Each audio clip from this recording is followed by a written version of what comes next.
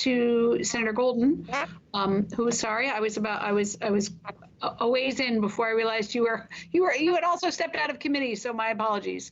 But Senator Golden, if you could join us and give your testimony, please. Understood, Chair Smith-Warner. I agree with Rep. Rayfield. This is I am playing hooky in a bad way, but this is an extremely important conversation. We won't shout.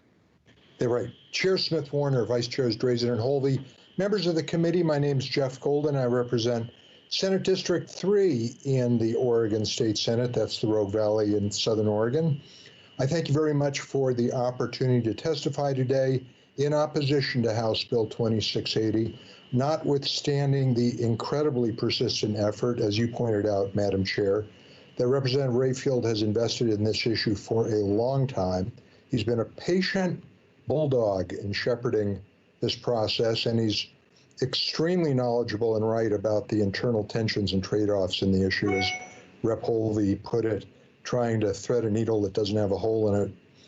I have visited with this committee twice this session, and you've given me generous amounts of time already to talk about campaign finance reform.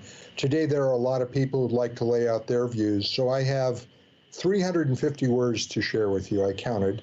And in the interest of time, I'll keep ad libs to a minimum because they have a way of getting me rambling now and then. Madam Chair, Oregon voters gave us a resounding mandate last November when they passed Measure 107 by a vote of roughly 4-1. They are now watching us to see how we meet that mandate. They want to know if we're going to create a system that serves all Oregonians as best we can, or one that's crafted to what works best for those of us inside the system, those of us who run for office, run campaigns, and raise and spend money right now. To show we're doing the best we can for all Oregonians, I believe we have to check at least 3 boxes. Number one, that our program is as simple as it can reasonably be, with the fewest different committees and interlocking pass-throughs and other conduits for money as possible. The more of these moving parts there are, the harder it is to follow the money, and the harder it is to follow the money, the less Oregonians will trust the system. Box number 2, that our program doesn't tilt the table towards any political party. And box number 3, that our program completely eliminates extremely large contributions, I guess I'd say distractingly large contributions, from any individual or group that has an identifiable interest other than the most general public interest in how legislation comes out.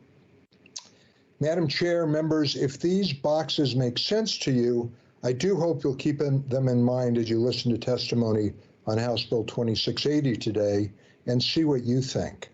In my judgment, it doesn't meet those 3 standards. And in my judgment, 2 other bills currently in play come much closer to checking these boxes. House Bill 3343, introduced by Representative Salinas and currently in this committee, and Senate Bill 336, currently in Senate rules. My hope is that one or both of them get as much consideration as the bill before you today. Lastly, I just want to say I am very interested in and encouraged by the momentum that's building for a small donor match program. I think it's just right for Oregon, and hope to work with Representative Rayfield and others interested to make it a reality. Look forward to, I am sure, stimulating conversations with Representative Drazen and Bonham and others on this issue. And I thank you very much for the opportunity to testify. That was Thank you, Senator Golden. It was actually 375 words. Nicely done. Nicely done, sir. Thank you for that. Thank you for modeling that fine behavior. And indeed, thank you, similarly to Rep. Rayfield's, this is a passion project for him. I would say the same about you. And thank you for your ongoing work at many levels around the state. So thank you, Madam Chair, for the time you and your committee are investing in this issue. Thank you. All right. Any questions for Senator Golden before we let him go back to before we sign his late slip and send him back to his committee? Rep. Salinas. Thank you, Madam Chair, and thank you, Senator Golden, for your work on this issue as well. So knowing that you are in opposition to the -1 amendment today, What would you consider, and knowing your preference for fewer committees, what, just kind of around contribution limits, where kind of is your philosophy on where some of those limits should be? Chair Smith-Warner, Representative Salinas, thanks for the question. I'm going to try not to start pitching my bill, Senate Bill 336.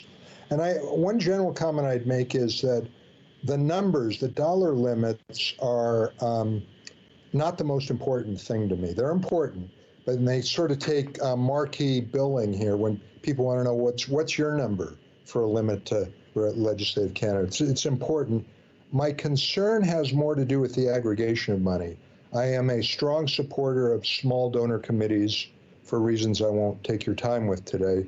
I think it stimulates participation. I think it levels the playing field. I think if you have an affluent and a not affluent candidate, the affluent one can gather quite a few checks at whatever the limit is, and the less affluent one can't, and that aggregating in small donor committees make a lot of sense. My concern is not limiting or putting very high limits on the outflow, on what those committees can give to candidates. And I'll throw out a couple numbers. I would say when you get into six figures in legislative races and maybe $250,000 in gubernatorial races, you are into the territory of distractingly large contributions. So I'm for 3 years now, I've been saying, please, let's try to honor this principle. When you aggregate money, don't let that get to the amount, that level of contribution. Because my view, there was an earlier question about corruption. I actually don't think I know corrupt legislators. What I've observed over years here as staff and working on campaigns is that very, very few of us, when contributions are very large, have the ability to avoid the question in our heads before an important vote, what will my major contributors think of this? And that's not the right question to take into a tough vote. And that's what we're trying to avoid. So I'm craving a longer conversation here, but I have seen the numbers in your bill. I support them. They're not very different from my bill. Though where I want to focus is, where are we going to limit these aggregated contributions? Because if we don't, I don't think we're going to make much progress over where we are right now. Great. Thank you, Senator. Thank you for that thoughtful response. May I have my pink slip, please, Madam Chair? You may. Consider yourself excused.